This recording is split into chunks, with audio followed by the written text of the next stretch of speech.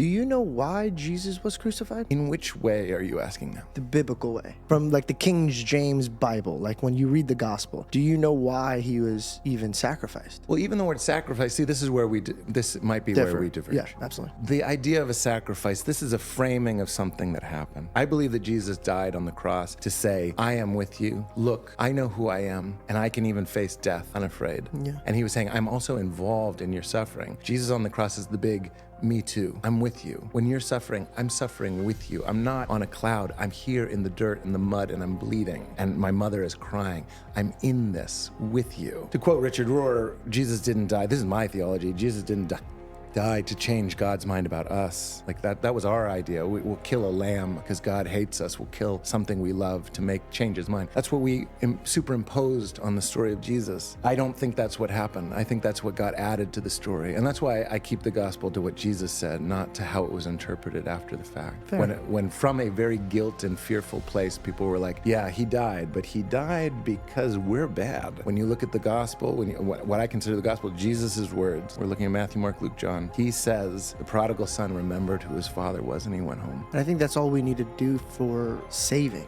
purposes. I believe Jesus Christ is God. So that's my first differ where we might differ. Well, I believe Jesus Christ is God. So, but I believe it's not Jesus convincing God himself. These if people Jesus are bad. is God, who are you? Right now, I was a sinner who was saved by Christ. That's a story. I would say that's a story. Yeah. It's a good story. It's not blasphemous to say that deep in our core, the kingdom of heaven is within. What's blasphemous is to say, I'm George over here and God is over there. That's to say I exist apart from God. So you're bringing up the Holy Spirit now. The temple of God is within me.